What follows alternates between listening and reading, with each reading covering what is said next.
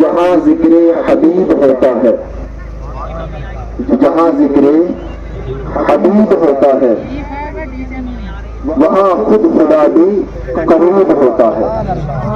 آج ہم بہت بڑے ولی کامل اللہ کے محبوب کی بارگاہ میں حاضر ہیں، ان کا ذکر ہو رہا ہے، اولیاء کرام کی شان بیان ہو رہی ہیں۔ تو جہاں ذکر حبیب ہوتا ہے وہاں خود خدا بھی قریب ہوتا ہے، اور ان کی محفل میں بیٹھنے والا آدمی بڑا ہی خوش نصیب ہوتا ہے۔ اپنے نصیبہ پر فخر کریں کہ رب ذوالجلال نے ہمیں اپنے ولی کامل، اپنے محبوب کامل کی بارگاہ میں آنے کا شرف نصیب فرمایا۔ وقت بہت کم ہے، اللہ تبارک و تعالی مجھے حق بیان کرنے کی توفیق عطا فرمائے۔ اللہ رب العزت نے قرآن مقدس میں ارشاد فرمایا، اہدنا الصراط المستقیم، چلا ہمیں سیدھی راہ۔ سیدھی راہ کیا ہے؟ سیدھا راستہ کیا ہے؟ رب ذوالجلال نے اس کے آگے اس کی تفسیر بیان فرما دی کہ صراط مستقیم کیا ہے؟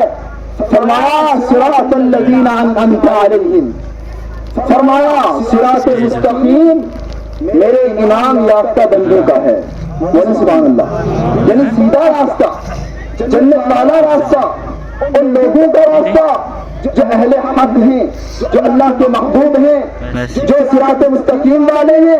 فرمایا صراط مستقیم ان لوگوں کا راستہ ہے جو انعام یافتہ بندے ہیں، جن پر میرا انعام ہوتا ہے۔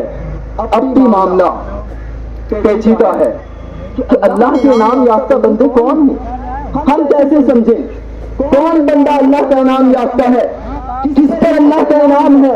رب ذوالجلال نے مزید اس کی تفسیر خود بیان فرمائی۔ قرآن مقدس میں فرمایا انعم اللہ علیہم من النبیین والصدیقین والشہداء والصالحین۔ توجہ چاہوں گا، توجہ میری طرف رکھیں۔ فرمایا اللہ کا انعام صدیقین پر ہے، شہداء پر ہے اور صالحین پر ہے، یعنی جو نیک لوگ ہیں، جو صالحین ہیں، جو اولیاء کرام ہیں، ان پر اللہ کا انعام ہے۔ تو معاملہ حل ہو گیا، پتہ چل گیا صراط مستقیم اولیاء کرام کا راستہ ہے، بولو سبحان اللہ۔ صالحین کا راستہ صراط مستقیم کا راستہ ہے، شہداء کرام کا راستہ صراط مستقیم کا راستہ ہے، صدیقین کا راستہ صراط مستقیم کا راستہ ہے۔ اپنے نصیب پر فخر کرو کہ رب ذوالجلال نے ہمیں اولیاء کرام کا محبین بنایا ہے۔ ہم اولیاء کرام کے محبین ہیں، ہم اولیاء کرام کو محبت کرتے ہیں، اور الحمدللہ انہی اولیاء کرام کے صدقے سے رب ذوالجلال ہمیں جنت نصیب فرمائے گا۔ اچھا، ہم دنیا میں کیوں آئے ہیں؟ آج لوگ کہتے ہیں اولیاء کرام کے پاس جانے کی کیا ضرورت ہے؟ بڑے فرقے ایسے آج آ چکے ہیں، آپ نے سنا ہوگا، ولیوں کے پاس کیوں جائے؟ اولیاء کرام کے پاس کیوں جائے؟ علماء کے پاس کیوں جائے؟ کیا ضرورت ہے؟ سنو، رب ذوالجلال نے اس دنیا میں انسان کو کیوں بھیجا؟ اللہ نے اس مقصد کا بیان فرمایا، وَمَا خَلَقْتُ الْجِنَّ وَالْإِنسَ إِلَّا لِيَعْبُدُونِ۔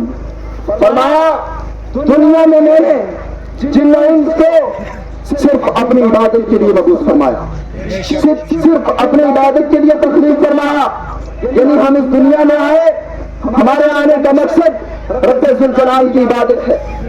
اب عبادت صرف نماز کا نام نہیں، عبادت صرف روزے کا نام نہیں، عبادت صرف حج کا نام نہیں، عبادت صرف زکوٰۃ کا نام نہیں، ہر وہ معاملہ جو شرع شریف سے ثابت ہے، جس پر رب ذوالجلال کی طرف سے ثواب ملتا ہے، وہ اللہ کی عبادت ہے۔ جس میں رب ذوالجلال کی رضا ملتی ہے وہ اللہ کی عبادت ہے۔ پتہ چلا، اور عبادت جو ہے وہ اللہ کی معرفت کے بغیر نہیں ہو سکتی۔ معرفت مطلب پہچان، ذات خدا بندی کی جب تک پہچان نہ ہو، جب تک معرفت نہ ہو، عبادت نہیں ہو سکتی۔ تو ہمیں اللہ کی معرفت کیسے ہوگی؟ ہم اللہ کو کیسے پہچانیں؟ اللہ رب العزت کی ذات کی معرفت کیسے ہو؟ اللہ کی صفات کی معرفت کیسے ہو؟ ہمارے اندر تو اتنی طاقت نہیں، اتنی قوت نہیں کہ ہم ڈائریکٹ اللہ سے کلام کر سکیں، ڈائریکٹ خدا سے فیض حاصل کر سکیں، علوم و معارف کا خزینہ حاصل کر سکیں، ڈائریکٹ خدا سے ہدایت حاصل کر سکیں۔ ہمارے اندر تو اتنی شکت نہیں، اتنی طاقت نہیں، اتنی قوت نہیں۔ تو رب ذوالجلال نے انسان کی ہدایت کے واسطے اللہ تبارک و تعالیٰ نے انبیاء کرام کو بھیجا۔ توجہ کرو علماء کرام، اللہ رب العزت نے انبیاء کرام کو مبعوث فرمایا تاکہ یہ مقصد جو مقصد تخلیق انسانی ہے اس کی تکمیل ہو جائے، اللہ کی عبادت ہو جائے، تاکہ انسان انبیاء کرام سے فیض حاصل کرے، کیونکہ انبیاء کرام اللہ سے سیکھتے ہیں، وہ ڈائریکٹ خدا سے فیض حاصل کرتے ہیں، ڈائریکٹ خدا سے علم حاصل کرتے ہیں، تاکہ میری طرف سے انبیاء کو علم ملے، انبیاء کرام کو حکمتیں ملے، اور مخلوق خدا انبیاء سے فیض حاصل کرے۔ توجہ ہے نا؟ انبیاء سے فیض حاصل کریں، انبیاء سے علم حاصل کریں، ہدایت حاصل کریں، اور وہ جو مقصد ہے انسان کا دنیا میں آنے کا، اللہ کی عبادت، اور وہ مقصد مکمل ہو جائے۔ اب انبیاء کرام تو نہیں آئیں گے نا، نبی پاک صلی اللہ علیہ وسلم سارے انبیاء کرام کے سلطان ہیں، اور سب سے آخر میں تشریف لائے، خاتم الانبیاء ہیں، نبوت کا دروازہ بند ہو گیا، اور حضور علیہ الصلوۃ والسلام قیامت تک کے لیے نبی ہیں۔ اب حضور علیہ الصلوۃ والسلام کو تشریف لے گئے، وہی نزول وحی کا سلسلہ ختم ہو گیا، حضور کا دین قیامت تک کے لیے ہے۔ اس ذمہ داری کو کون اٹھائے گا؟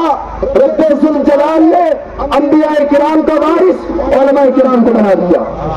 العلماء ورثۃ الانبیاء، علماء کو اللہ رب العزت نے انبیاء کا وارث بنایا، اولیاء کرام کا وارث بنایا۔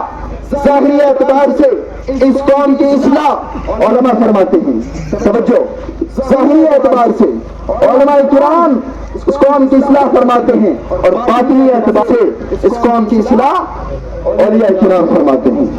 بتاؤ، جب یہ دو ذات اولیاء کرام اور علماء کرام انبیاء کے وارث ہیں، ان کو اللہ نے انبیاء کا وارث بنایا، ہدایت کا سرچشمہ بنایا، بتاؤ ان کا دامن چھوڑ کر کیا ہم ہدایت حاصل کر سکتے ہیں؟ توجہ، ہدایت حاصل کر سکتے ہیں؟ آج کوئی کہے ولیوں کے پاس جانے کی کیا ضرورت؟ بتاؤ، ولیوں کے پاس جانے کے بغیر ہدایت مل سکتی ہے؟ جن اولیاء کرام نے آ کر ہمیں اللہ کو پتہ بتایا، اللہ کی معرفت سکھائی، صفات خدا بندی سکھائی، معرفت سکھائی، بتاؤ ان اولیاء کا دامن چھوڑ کر ہم ہدایت حاصل کر سکتے ہیں؟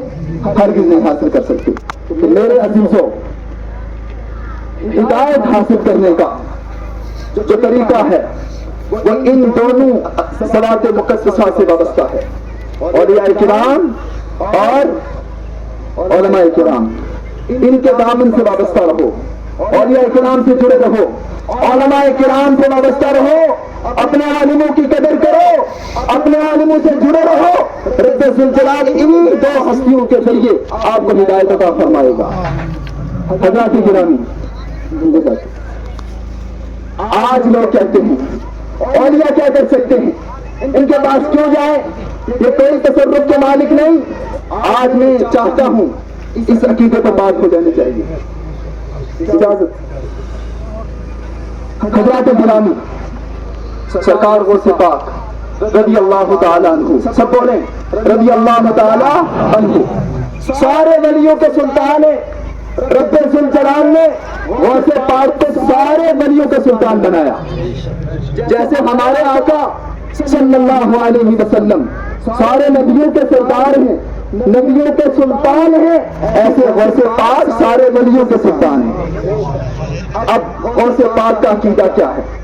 بتاؤ، غوث پاک کا عقیدہ مانو گے یا آج کے لوگوں کا عقیدہ مانو گے؟ بتاؤ، غوث پاک کا عقیدہ مانو گے؟ غوث پاک رضی اللہ تعالیٰ عنہ کی مشہور کتاب ہے فتح الغیب، عربی کے اندر صفحہ نمبر 139 آپ کے مکتوبات ہیں، آپ لکھتے ہیں، آپ نے فرمایا ان اللہ تبارک و تعالی، آپ فرماتے ہیں اللہ تبارک و تعالی نے جو انبیاء کرام پر کتابیں نازل فرمائیں، ان کتابوں میں رب ذوالجلال ارشاد فرماتا ہے، کیا فرماتا ہے؟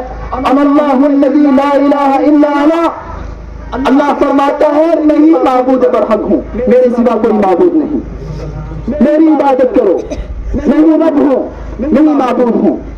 آگے اللہ کیا فرماتا ہے؟ اللہ اپنے ولی سے فرماتا ہے اپنے بندے سے فرماتا ہے میری یہ شان ہے۔ کیا شان ہے؟ اللہ فرماتا ہے اقول للشیء کن فیکون، میں کسی شے سے کہتا ہوں ہو جا تو وہ ہو جاتی ہے۔ اللہ رب العزت کی یہ شان ہے کہ وہ جب کسی شے کا ارادہ فرماتا ہے تو وہ ہو جاتی ہے، کہنے کی دیر ہے، حکم کی دیر ہے، لیکن آگے رب ذوالجلال خود فرماتا ہے، اپنے ولی کی شان بیان فرماتا ہے اے میرے بندے اطیعنی، تو میری اطاعت کر، اجعلکا، میں تجھے بنا دوں گا، تکون للشیء کن فیکون، کہ تیری بھی یہ شان ہو جائے گی، تو بھی کسی شے کو کہے گا ہو جا تو وہ ہو جائے گی۔ آج کے یہ ملا جو کہتے ہیں یہ عقیدہ اگر کسی نے بنا لیا کہ اولیاء اللہ مدد کرتے ہیں یہ شرک، میں کہتا ہوں بتاؤ سرکار غوث پاک رضی اللہ تعالیٰ عنہ کہ اس قول کا جواب دو۔ آپ تو یہ فرماتے ہیں اللہ کے ولی کی یہ شان ہوتی ہے وہ کسی شے کو کہتا ہے ہو جا تو وہ ہو جاتی ہے۔ سبحان اللہ، یہ اولیاء کرام کی شان ہے۔ اللہ رب العزت نے اولیاء کرام کو صاحب تصرفات بنایا ہے۔ اللہ رب العزت کے عطا کردہ طاقت سے یہ اولیاء کرام بہت پاور رکھتے ہیں، بہت طاقت رکھتے ہیں۔ اب سنو حدیث پاک، بخاری کی حدیث ہے کتاب الرقاق کے اندر، نبی پاک صلی اللہ علیہ وسلم ارشاد فرما، حدیث قدسی ہے، ان اللہ تبارک و تعالی قال، کہ اللہ تبارک و تعالی نے ارشاد فرمایا من عاد لی ولیا فقد آذنتہ بالحرب۔ اللہ کے محبوب فرماتے ہیں، اللہ فرماتا ہے، کیا فرماتا ہے؟ اللہ فرماتا ہے جس نے میرے ولی سے، جس نے میرے ولی کو تکلیف پہنچائی اس کے ساتھ میرا اعلان جنگ ہے۔ اب بتاؤ، جو لوگ ولیوں کی توہین کرتے ہیں، ولیوں کو تکلیف پہنچاتے ہیں، ان کا ٹھکانہ کیا ہے؟ اللہ کے محبوب تو یہ فرما رہے ہیں کہ اللہ فرماتا ہے جس نے میرے ولی کو تکلیف پہنچائی، جس نے میرے ولی کی اہانت کی، جس نے میرے ولی کی توہین کی، اس کے ساتھ میرا اعلان جنگ ہے۔ آگے فرمایا، جزاک اللہ، آگے فرمایا، کیا فرمایا؟ فرمایا وما یزال یتقرب عبدی یتقرب الی بالنوافل حتی احبہ۔ سرکار فرماتے ہیں کہ اللہ فرماتا ہے میرا بندہ نوافل کے ذریعے میرا قرب حاصل کر لیتا ہے، اتنا قرب حاصل کر لیتا ہے کہ میں اس سے محبت کرنے لگتا ہوں۔ سبحان اللہ، میرا بندہ نوافل کے ذریعے میرا قرب حاصل کر لیتا ہے، اتنا قرب کہ میں اس سے محبت کرنے لگتا ہوں، وہ میرا محبوب بن جاتا ہے۔ سرکار فرماتے ہیں فَإِذَا أَحْبَبْتُمُوهُ، کہ اللہ فرماتا ہے جب میں اس سے محبت کرتا ہوں كنت سمعه الذي يسمع به وبصره الذي يبصر به۔ سرکار فرماتے ہیں کہ جب بندہ نوافل کے ذریعے اللہ کا قرب حاصل کر لیتا ہے پھر اللہ تبارک و تعالی اپنے بندے کو یہ شان عطا فرماتا ہے۔ کیا فرماتا ہے؟ ایسی شان عطا فرماتا ہے۔ سرکار فرماتے ہیں اللہ فرماتا ہے میں اپنے ولی کی آنکھ بن جاتا ہوں جس سے وہ دیکھتا ہے، میں اپنے ولی کا کان بن جاتا ہوں جس سے وہ سنتا ہے، میں اپنے ولی کا ہاتھ بن جاتا ہوں جس سے وہ پکڑتا ہے، میں اپنے ولی کا پیر بن جاتا ہوں جس سے وہ چلتا ہے۔ سبحان اللہ۔ اب یہ بات ہمیں کیسے سمجھ میں آئے کہ میں اپنے ولی کی آنکھ بن جاتا ہوں جس سے وہ دیکھتا ہے؟ یہ کیسے پتا چلے؟ حدیث پاک کی روشنی میں سنیں۔ حضرت حارث رضی اللہ تعالیٰ عنہ، اس کو بہت سارے ائمہ کرام نے نقل فرمایا۔ امام جلال الدین سیوطی نے جامع صغیر کے اندر، امام اعظم ابو حنیفہ نے الفقہ الاکبر کے اندر، حافظ ابو نعیم نے اس کو نقل فرمایا، اور بھی بہت سارے محدثین نے اس حدیث پاک کو نقل فرمایا کہ حضرت حارث رضی اللہ تعالیٰ عنہ سے میرے آقا صلی اللہ علیہ وسلم نے پوچھا اے حارث بتاؤ تم نے دن کیسا پایا؟ دن کیسا پایا؟ عرض کیا یا رسول اللہ میں نے دن ایسا پایا سچا مسلمان ہو کر، سچا مسلمان ہو کر میں نے دن پایا۔ پھر حضور نے پوچھا اے حارث تیرے ایمان کی حقیقت کیا ہے؟ حضرت حارث نے عرض کیا یا رسول اللہ کأنی انظر الی عرش ربی بارزا، کہتے ہیں یا رسول اللہ میرے ایمان کی حقیقت یہ ہے کہ رب ذوالجلال کا عرش میری نگاہوں کے سامنے ہے۔ ارے نبی کی نگاہ دیکھو، اللہ رب العزت کا عرش نگاہ نبی کے سامنے، سبحان اللہ۔ آگے فرماتے کأنی انظر الی اہل الجنت یتزاورون فیہا، یا رسول اللہ میں اہل جنت کو دیکھ رہا ہوں کہ وہ آپس میں جنت میں ایک دوسرے سے ملاقات کر رہے ہیں۔ وَكَأَنِّي أَنظُرُ إِلَىٰ أَهْلِ النَّارِ يَتَضَاءَوْنَ فِيهَا، یا رسول اللہ میں اہل جہنم کو دیکھ رہا ہوں وہ جہنم میں چلا رہے ہیں۔ اللہ اکبر۔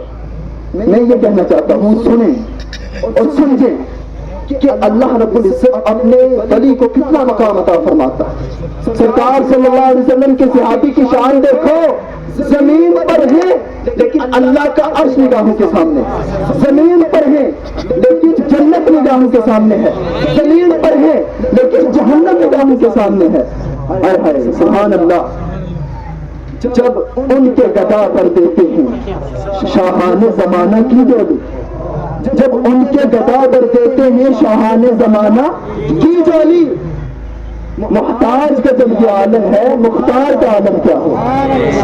اللہ اکبر۔ جب میرے آقا صلی اللہ علیہ وسلم کے صحابی کی یہ شان ہے، ایک ولی کی یہ شان ہے، تو دونوں ہمارے پیارے آقا صلی اللہ علیہ وسلم کی شان کتنی بلند ہے۔ سرکار غوث پاک رضی اللہ تعالیٰ عنہ فرماتے ہیں نظرت الی بلاد اللہ جمعا کخردلۃ علی حکم اتصالی، فرمایا دنیا کے سارے شہر میری نگاہوں کے سامنے ایسے ہیں جیسے رائی کا دانہ۔ اب سمجھ میں آیا اس حدیث پاک کا مفہوم کہ اللہ فرماتا ہے میں اپنے بندے کی نگاہ بن جاتا ہوں جس سے وہ دیکھتا ہے۔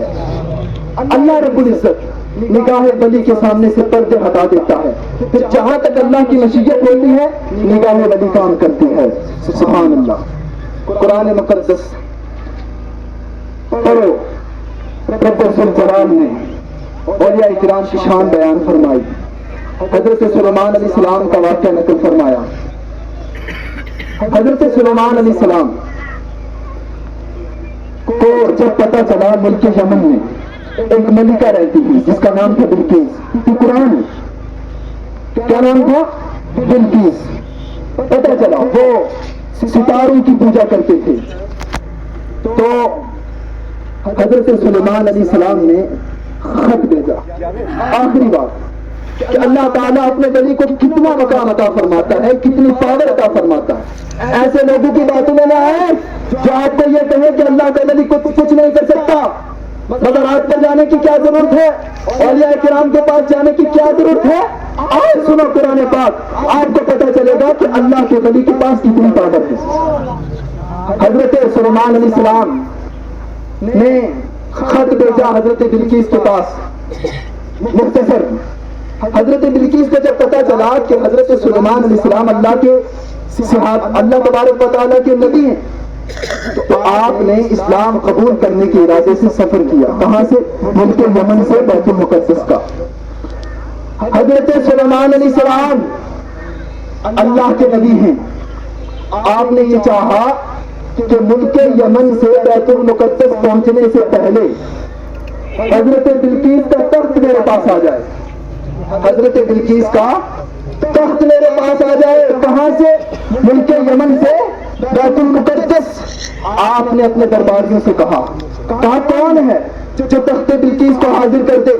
ایک جن اٹھا، عرض کیا یا نبی اللہ آپ کی محفل برخاست ہونے سے پہلے میں تخت حاضر کر دوں گا۔ محفل برخاست ہونے سے پہلے کہا نہیں، مجھے اس سے پہلے چاہیے۔ تو حضرت سلیمان علیہ السلام کے صحابی اٹھے، قال عنده علم من الكتاب انا آتيك به قبل ان يرتد اليك طرفك. حضرت سلیمان علیہ السلام کے صحابی تھے, عرض کیا یا نبی اللہ آپ کی آنکھ چمکنے سے پہلے میں تخت بلقیس کو حاضر کر دوں گا.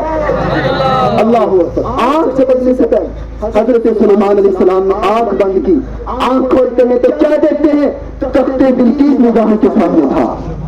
اب کہاں سے حاضر کر دیا؟ یمن سے بیت المقدس. تخت کتنا بڑا تھا؟ روایتوں میں آتا ہے کہ 20 گز موٹا تھا, 40 گز چوڑا تھا, 80 گز لمبا تھا, یاقوت سے بنا ہوا اور سونے چاندی سے بنا ہوا. اتنا بھاری, اتنا بڑا تخت, وہ بھی زمین کے اندر سے لے کر آئے آنکھ چمکنے سے پہلے. اب آپ کو اندازہ ہو جائے گا کہ اللہ کے ولی کے پاس کتنی طاقت ہوتی ہے. یہ تو حضرت سلیمان علیہ السلام کے وزیر کا معاملہ ہے, ان کے صحابی کا معاملہ ہے.